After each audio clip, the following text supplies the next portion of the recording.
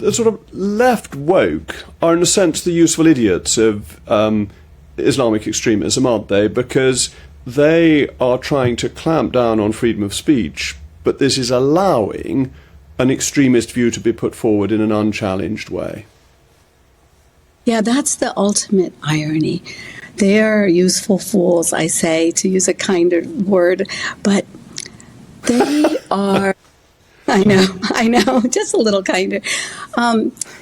What they You're do nicer than is I am. I know. I'm a mom, and always listening for that kid that might be watching. Why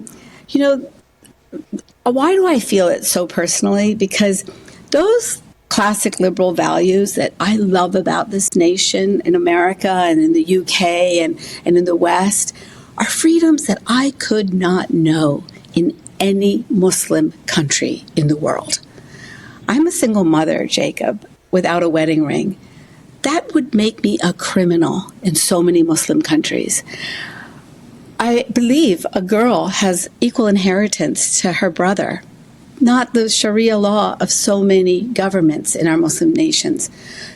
Indentured servitude, slavery, these old antiquated institutions are still part of our Muslim communities.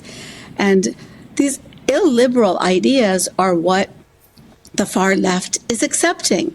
And that's their hypocrisy. That is ultimately what I have learned as a person, as you probably have also, that we have to constantly have this conversation in our heads. Like, do I live with moral congruence? And they are incongruent. They are inconsistent, and they are fools indeed.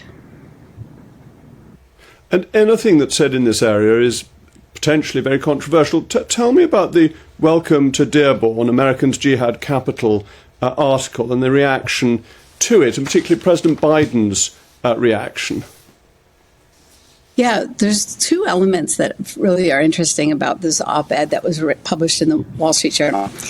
One is the reality that it captures of an extremism in this city of Dearborn in Michigan with a very large Arab population. That is a reality. And that is why London has sometimes been called Londonistan, right? Because in mosques, in communities, in bookstores, at Quran study circles, this extremist interpretation that I grew up with from my childhood days is being preached as the gospel. So that's one aspect of the piece. It's just straightforward. The second was the reaction to it, right? And one of them was President Biden, denouncing this op-ed, and his administration denouncing it in order to curry favor with the voters in Michigan that he has very swiftly alienated because of his support of the state of Israel. There's a dance he's doing with people in our community who are antithetical, I believe, to U.S. policies on support for Israel, support for Jewish people, and he and the Obama administration signed this deal with the devil with these Islamist groups, and they are continuing to do that dance, and that's what that reaction was about, trying to criticize anybody who would talk about this true reality that's happening in our communities that we've got to remove.